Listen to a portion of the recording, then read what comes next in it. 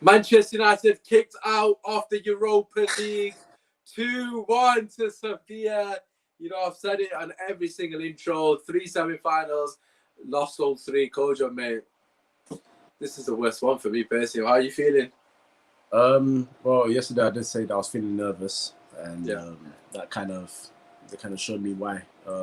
We spoke about their threats, and I can't lie, every threat that we spoke about pulled it off. So I mean, it's a damn shame, but we got what we deserved because we didn't take our chances. So, and we were poor defensively for the 2 goals. So yeah. Do you think it? Yeah. Do you think it kind of comes down to, like, obviously you said we got what we deserve.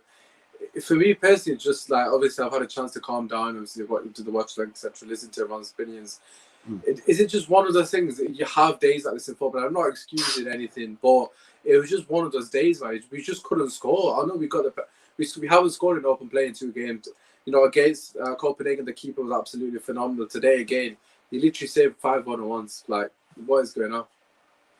I do want to call it one of those days, but at the same time, what you just said there about 5 1-on-1s, I mean, at some point you have to score. You know what I mean? Like, you just have to score, and it's easier said than done. But if you're playing at that level, you're playing Premier League football week in, week out, and you're playing in one of the top competitions in Europe, obviously not the top one, but one of the top ones. You gotta produce, and they didn't produce. Simple as that. You know what I mean? So that's why I said they got what they deserve, because I said it in the previous pod. If a team has 30 chances and you have 1 and you score your 1 and they miss theirs, you deserve to win. So they got what they deserve. Simple as that. Like you say, go and take your chances. As the title says, we absolute bottle it. I want to ask you regarding, Rashford, Greenwood, Martial, all missed chances. Martial missed a couple of chances against Copenhagen as well. But I've just come off the back of the Fancam with Benji, and Benji was saying to me, I'd love to hear your thoughts on this.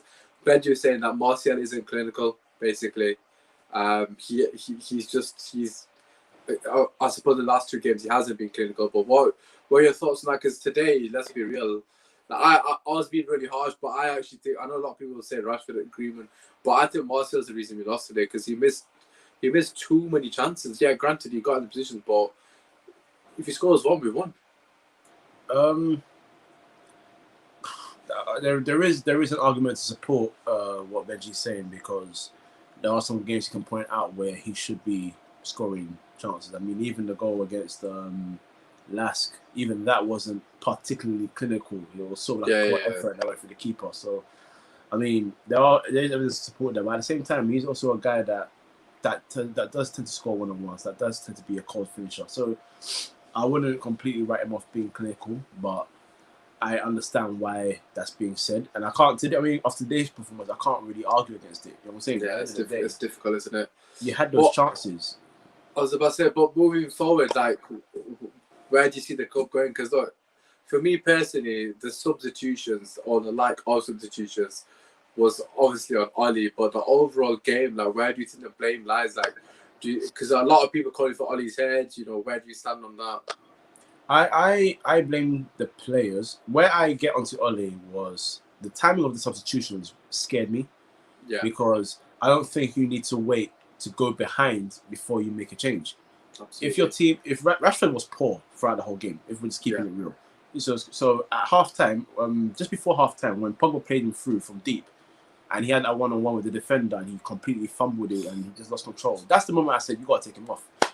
I don't care if the players on the bench provide a lesser quality, he's not playing well. So you got to take him off. And that's the kind of thing I'm talking about with Ole. Like, I always say, it's in-game management. Like, that's my one thing that I have such a big issue with him about, because you need to be able to execute substitutions at the right time. It won't always happen, but at least show you're reactive to what's happening on the game, not to goals. Goals change games no matter when.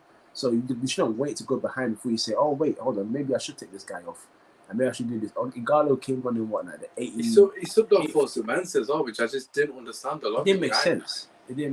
It's not like he's good going forward. You might as well just played Lingard there and just went for it with the last 5 minutes to go. Like,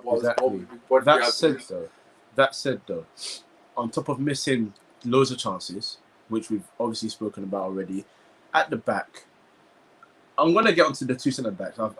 I've been here and I've said Lindelof deserves to get his flowers, but him Maguire and Wan-Bissaka. The reason I have issues with them today's game is because, again, Maguire, I don't know if he's completely to blame for the equaliser, but again, it's this sort of lack of awareness where he's running to areas where he doesn't need to. You know what I'm saying? It's like he's going somewhere. I'm like, why are you going there? Stay where you are, because obviously you're trying to read the game. You see another player around you, you're thinking, but if you hold your position, you have to force the attacker to make a decision. You have to force that. Don't make it easy for him. Yeah. And Reguilon was given so much space to whip a ball in freely to Suso at the back post. Good finish from Suso. And then for the second goal, I mean, I always say this: your job as a defender is to always make it as difficult as possible for the opposition to score. I need to watch the goal again because I don't know whether Lindelof the deflection. I think the deflection might have killed Maguire. To be honest, I'm not making excuses for him, but I don't think you can blame Maguire for the second goal. The deflection's killed him. Yeah, because I was thinking with Lindelof, maybe because he didn't jump for the ball. So I'm maybe thinking, I need to watch this from a different angle. Was the ball just not near him? Did enough for him to think, I can't get there or not? I don't know. But if the ball is in your proximity, you got to try and stop an aerial ball going further. And also Wan-Bissaka, if you can see that Lindelof is not looking backwards towards him because he's focused on the ball coming in, the first thing you need to do, because there's a lot of time for him to get there, we're talking about before the ball. The guy didn't even head it as well. He's literally passed it into that. Obviously, De Gea can't save it, but Wan-Bissaka's on job. A lot of people blaming Lindelof. Literally, everyone's blaming Lindelof and Maguire, which obviously you could make a case for his there for, and you could obviously it's Lindelof's fault as well. But for me personally, it's Wan-Bissaka's the biggest culprit there because he can physically see the guy, which is what I said to Kish. Get in front of him. Exactly, or at least get touch tight. So he has pressure on the shot, so he can't, direct it whatever he wants. Bro, see, this is the thing about United fans is we have our scapegoats. So because Lindelof didn't come in and set the league on fire in his first season, he's always had this iffy look about him from the United fans. And times where he's played well, he hasn't really got the credit he deserves. But when he's played bad, he's getting all the slander. That goal, he is partly to blame if the ball is near him enough to try and win a header. But at the same time, Wan-Bissaka, the first thing you do if you know someone's in front of you and he's free is try and get goal side as quick as possible. There's one player 40 yards in the box. There's literally no one in for 40 yards. So I don't understand who Wan-Bissaka is looking for. There's literally nobody. It's one guy with no pace. That's the most frustrating thing. Yeah, the deflection is killed. It's unfortunate because if it obviously doesn't deflect on Williams, he doesn't get the end of it. But it's just no excuse, is it really? No. But moving forward, Kojo, obviously we've got the podcast tomorrow. But just in general, mate, how are you feeling? Come next season, just briefly. We need signings desperately. I see. I'm in a lot of group chats, and I'm in like another United group chat for someone I've known for years, and I've been having like this sort of like back and forth with one or two of them because I feel like we need a lot more depth and competition. Obviously, Greenwood came in, the front three was sort of working, and we're getting results, but in such a short period of time, you cannot confirm whether that front three works all the time. And this is why I feel like we need to add serious depth to the team. I'm already annoyed with the fact that I'm hearing Gabriel is choosing between Napoli and Arsenal, despite the fact he's been linked with us strongly. So what the hell's going on there? We need another centre back. I've always said this because, yes, we got Maguire, Lindelof.